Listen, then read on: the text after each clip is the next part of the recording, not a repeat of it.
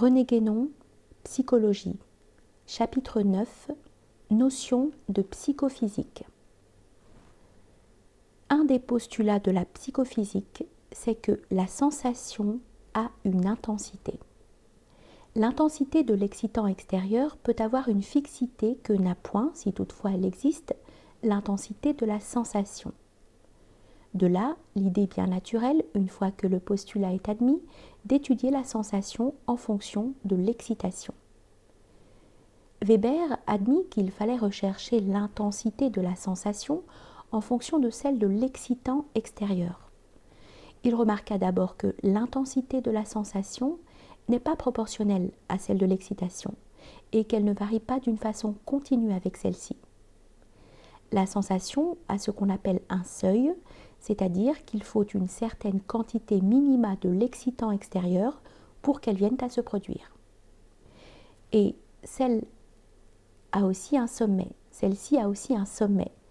Au-dessus d'une certaine intensité de l'excitant extérieur, la sensation n'existe plus, ou bien il s'en produit une autre complètement différente. En 1894, Weber posa la loi suivante. Ouvrez les guillemets. La quantité qu'il faut ajouter à une sensation pour avoir une différence perceptible dans cette sensation n'est pas une quantité absolue, mais une quantité relative.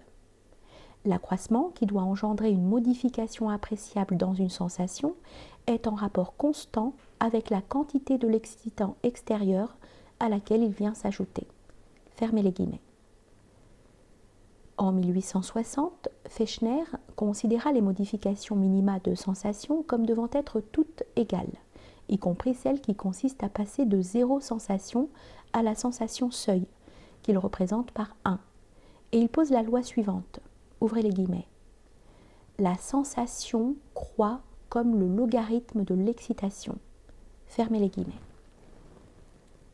Fechner prétendait que les intervalles entre toutes les sensations possibles à partir de 0 étaient égaux, de telle sorte qu'en représentant par 1, 2, 3, 4 les sensations éprouvées quand on fait varier l'excitant extérieur, ces chiffres devront correspondre à l'intensité de ces sensations.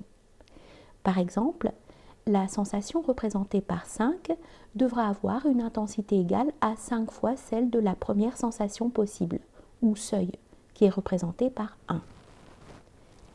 En réalité, ces chiffres ne sont pas autre chose que les numéros d'ordre de toutes les sensations possibles à partir de 0. Le tort de Fechner est de croire que ces chiffres marquent autre chose que l'ordre des sensations et qu'ils correspondent à une intensité véritable. Nous avons dit que les phénomènes psychologiques ne sont pas mesurables en eux-mêmes, d'où il résulte qu'il ne peut pas y avoir d'intensité des sensations, et en réalité il n'y a entre sensations que pure différence qualitative et non quantitative. Sans condamner absolument la psychophysique, il faut donc restreindre de beaucoup la portée des expériences que font les psychophysiciens et ne pas attendre des résultats qu'elles sont incapables de nous fournir. Idem de la psychophysiologie, c'est-à-dire de l'étude des effets physiologiques des sensations dans leur rapport avec ces sensations. Certains ont voulu se servir aussi de ces effets physiologiques pour déterminer l'intensité des sensations, mais les résultats ne sont pas plus concluants que ceux des psychophysiciens. On s'est occupé aussi de mesurer la durée de certains faits psychologiques, des sensations en particulier, ainsi la durée des faits physiologiques précédant ou accompagnant certains actes psychologiques.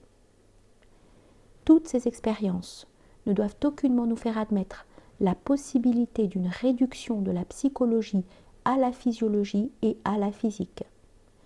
En réalité, il s'agit là de 3 sciences nettement distinctes, bien que leurs objets soient plus ou moins solidaires et puissent dans une certaine mesure réagir l'un sur l'autre.